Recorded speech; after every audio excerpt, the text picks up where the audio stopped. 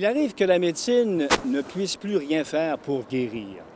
C'est alors que le spectre de l'échéance ultime se profile. Beaucoup de gens choisissent de venir ici, à la maison Victor Gadebois, vivre ces derniers instants. Voici un reportage non pas sur la mort, mais sur la vie telle que vécue par ces gens dans leurs derniers instants. Et pour une rare fois à la télévision, le témoignage d'une personne qui se sait faire face à cette échéance, mais qui tenait à tout prix à nous livrer un message d'espoir.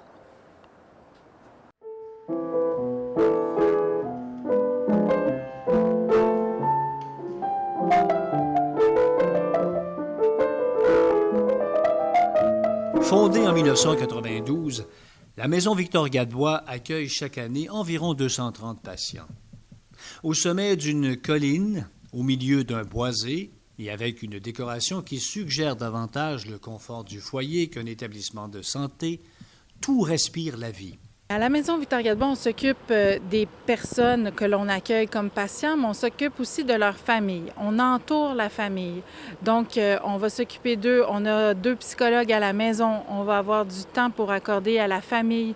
On va s'occuper des enfants. Souvent, on a des familles, des jeunes patients qui arrivent à la maison, qui ont des enfants en bas âge. On a une musicothérapeute qui va entrer dans l'univers des enfants et souvent par la musique, que ce soit en jouant une petite mélodie d'un film connu comme Le Roi Lion, par exemple, bien, à ce moment-là, elle va rentrer dans l'univers de l'enfant, puis ils vont réussir à parler de ce qui se vit dans la maison. Il n'y a pas d'heure de visite dans la maison, donc les proches peuvent venir visiter les gens à tout moment. Il n'y a pas d'uniforme pour le personnel. Ce qu'on veut, c'est vraiment créer un univers où on est comme à la maison. La docteure Christiane Martel fait partie de l'équipe de soins de la Maison Victor Gadebois depuis plus de 15 ans. Pour elle, le défi consiste à soulager et accompagner le patient tout au long de cette étape.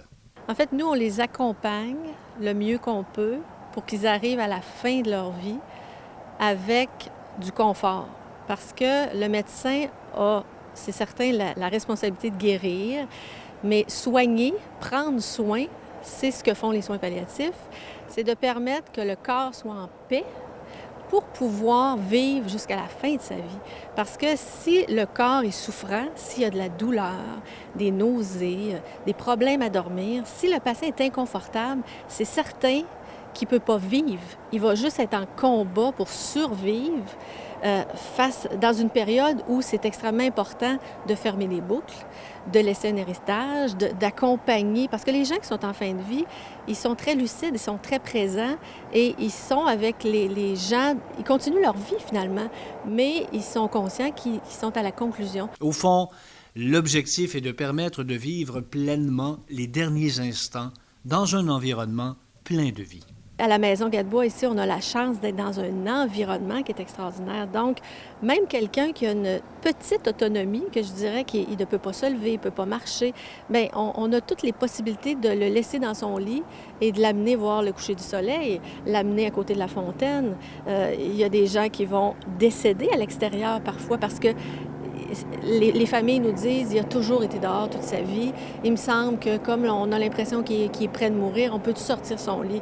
Oui, il n'y a pas de problème. Donc, on peut permettre toutes ces petites choses-là. En fait, faire que la mort fait partie de la vie.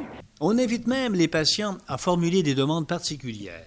Mon Dieu, c'est tout simple, hein? Des fois, comme je vous dis, que ça soit de sortir un lit d'un patient dehors pour prendre une bonne bouffée d'air frais en dessous d'un gazebo, que ça soit d'avoir une cerise sur un Sunday, que ça soit d'écouter une musique, d'entendre une musique, une mélodie que Anne-Marie pourrait venir leur jouer au piano, qui leur rappelle des bons moments de leur vie. C'est tout simple. Des fois, ça n'a pas besoin d'être bien compliqué. Mais parfois, ces demandes sont particulièrement originales. C'était une patiente qui n'avait pas vu son cheval depuis plusieurs mois. Et elle, c'était quelqu'un de bien important dans sa vie. Alors, à ce moment-là, on s'est mobilisés puis on s'est dit, on va faire venir le cheval ici à la maison Victor-Gadebois. Donc, un coup de téléphone, 2-3 contacts, puis on a quand même un stationnement. On a fait venir le cheval ici et on a effectivement sorti la patiente pour qu'il puisse vivre ce beau moment-là ensemble.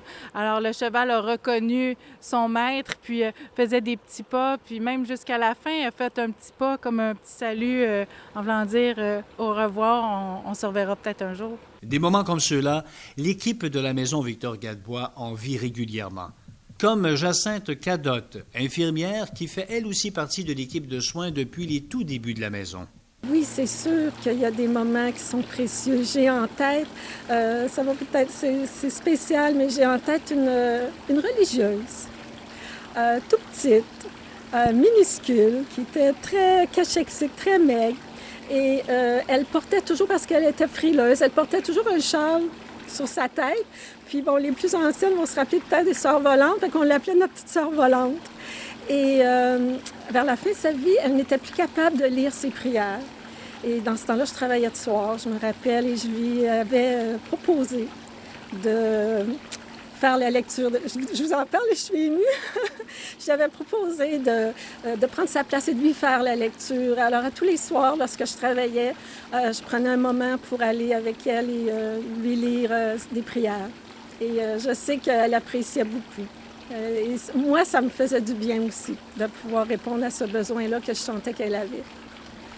Donc, c'est des moments qu'on n'oublie pas et c'est des moments précieux. Il y a aussi ces moments précieux, très intenses, lors des derniers instants des patients. On a une dame, par exemple, qui est décédée, qui était comme ça, dans un sommeil physiologique de fin de vie depuis des jours et des jours, et qui est décédée le soir de la cérémonie de clôture des Olympiques.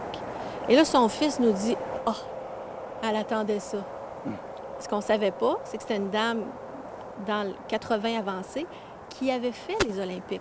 Une autre dame nous dit une journée, elle accompagne son mari qui est en fin de vie, un couple très proche un de l'autre, et la journée du décès se trouve à être le jour de la Saint-Valentin.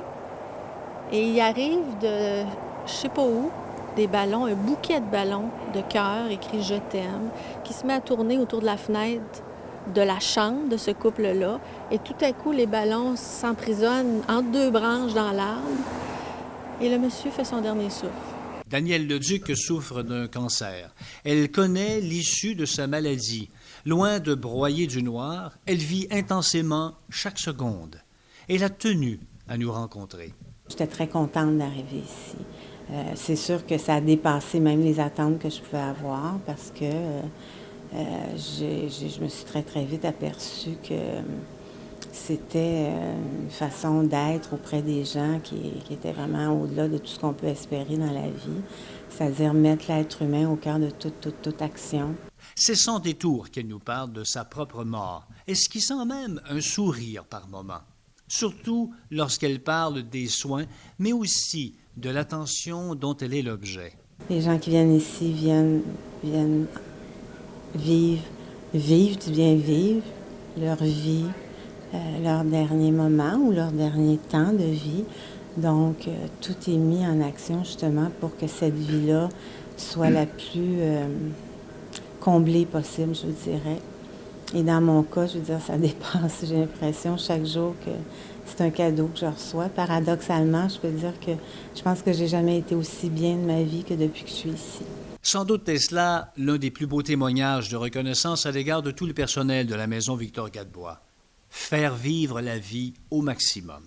Cette maison-là, rien du signe de la mort, rien. Tout est vivant ici. Vous entendez dans les corridors, vous entendez des éclats de rire, vous entendez de la musique. C'est sous le signe de la vie ici, pas de la mort.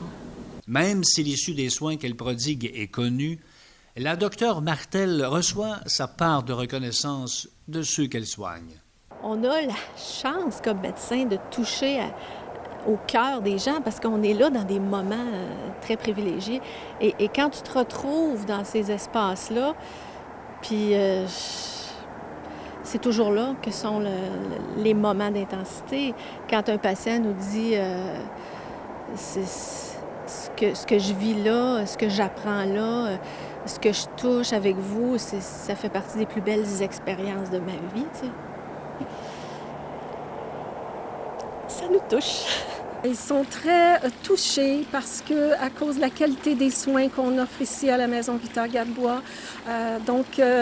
C'est surtout beaucoup de reconnaissance et des merci, beaucoup de merci. Et parce que il y a beaucoup de tendresse qui se ensemble aussi. Les familles, souvent, vont nous faire des beaux témoignages. Ils vont nous dire c'était le chalet, ou même le patient même va nous dire c'est le chalet 5 étoiles ici. Pourtant, nous, ce qu'on fait, c'est juste d'être à l'écoute. Que ça soit un patient qui nous dit « Mon Dieu, aujourd'hui, il fait chaud, j'aimerais ça manger un sundae », puis il regarde sa blonde en disant « Tu te souviens-tu, on se mettait tout le temps une cerise, puis c'était qui entre nous deux allait manger la cerise? » Nous, on capte ça, puis on va aller demander à notre cuisinière « Peux-tu y faire un petit sundae avec une cerise? » Puis là, bien, eux revivent ce moment-là ensemble. Donc, c'est de saisir le moment.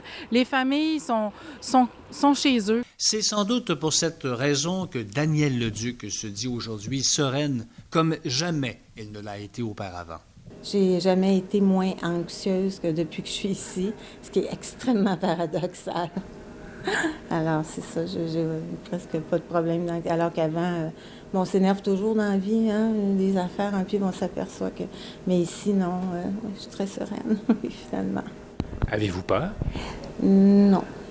Non, parce que je sais que jusqu'à l'extrême limite, je vais avoir quelqu'un avec moi.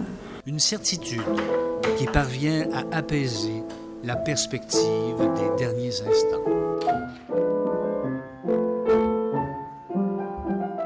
La Maison Victor-Gadebois compte 12 chambres et chaque année, on accueille près de 225 patients. On dispose d'un budget de 2 300 000 dont les 2 tiers proviennent de campagnes de financement. Il y a ici près de 45 employés en permanence, mais également on recourt à 120 bénévoles qui viennent contribuer par de menus travaux. La Maison Victor-Gadebois a toujours besoin d'argent, de financement et aussi de bénévoles. Il faut se rappeler que le séjour moyen des patients varie d'1 à 2 semaines. Il faut aussi répondre à des critères bien précis pour être admis à la Maison Victor-Gadebois. Pour obtenir de l'information, vous n'avez qu'à aller sur le site Internet à la Maison Victor-Gadebois.